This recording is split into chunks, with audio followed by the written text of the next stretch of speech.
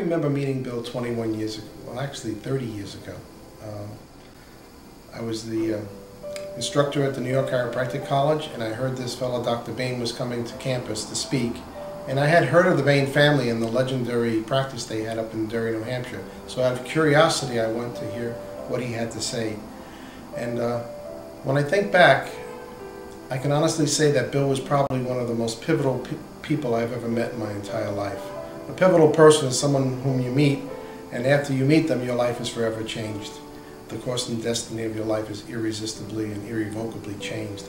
And that was my experience with Bill. I sat in a room of 200 people, and when we got finished, there was only Bill and I in my consciousness who were still present, although the people were there. As the lecture went on, I literally started to cry. For I had finally found someone who embodied everything I was looking for in my entire life.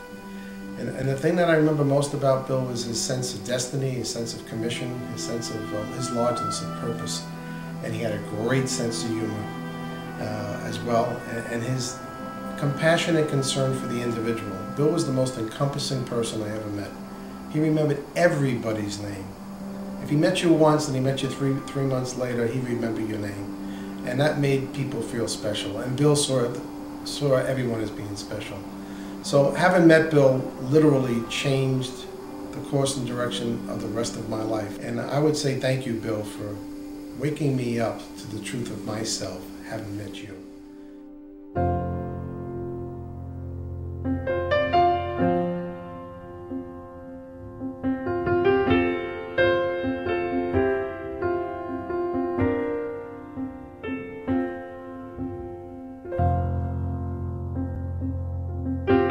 I came from a chiropractic family. I remember back in the 30s when I was a kid, my family used to leave to go to Parma.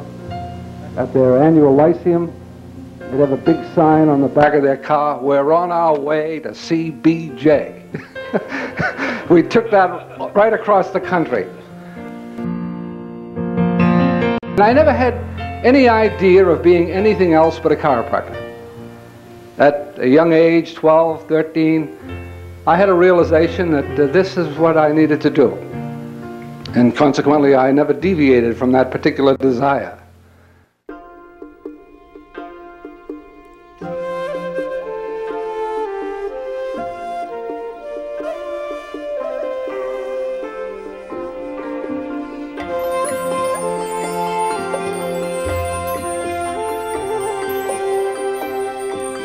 I had this tremendous desire, and as a kid I went out to Parma, and they had to hold me by the seat of the pants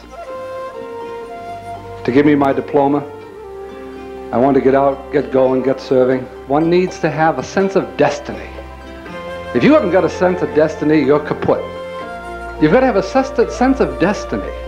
If you look at anyone who has offered something of real creativity on earth, this is what they've had. A sense of destiny. The whole world depends upon me. And I went into a little New Hampshire town, about 8,000 people. I went into a little New Hampshire town with a big vision, by the way. And I found that within a year, I had thousands of people at my door. Thousands. I had a traffic cop. He used to do traffic in front of my office, bringing people in. One day I received all at once 80 new patients. 2 Greyhound buses pulled up to my office. I've never had any fees on my services. You can't buy what I'm offering. Couldn't buy it. If you could buy what I'm offering, John D. Rockefeller would still be living. Can't buy it.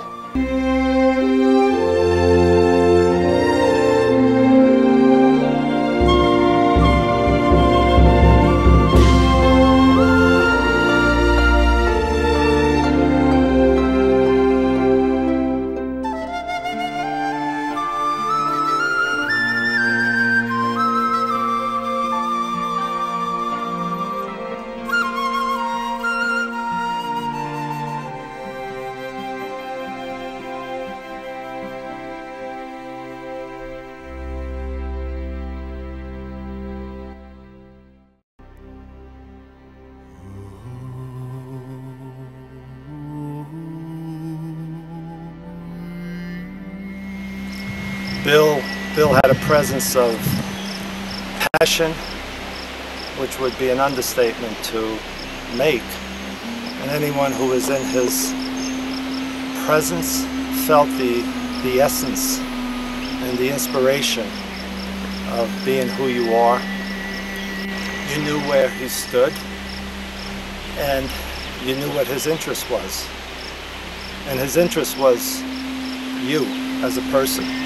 He had a great sense of humor and a laughter that was contagious. And he inspired, as I say, people not to be like him, but to be who you are as a person. Because we are all unique and different, and he espoused that so many times. One Bill Bahan was more than enough. We need you, and you to continue the true healing of consciousness. You are a divine being, and you have, I could just hear him saying it with laughter and humor, and you have a body and mind and heart connection, they call it these days, to express who you are and the joy of expressing who you are. To say he leaves a legacy would be a mild way of putting it. He lives in the memory of many people, and well, I could go on more and more. He was a friend, and I miss him terribly, to say the least. But yet his spirit lives, and his commission definitely was a life of service. I never seen him missing words or didn't know what to do when he met people. The magic was always there because of his love for life and his love for people.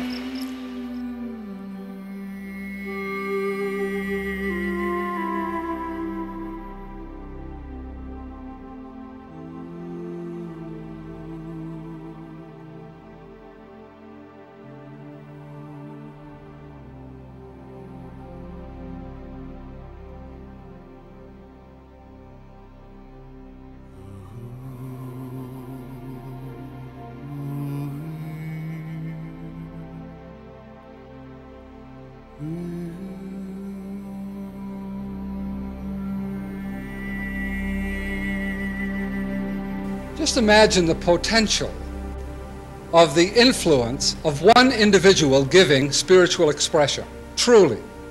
The first step before one can be a person of influence, of true influence, creative influence, the first step is to acknowledge the Lord.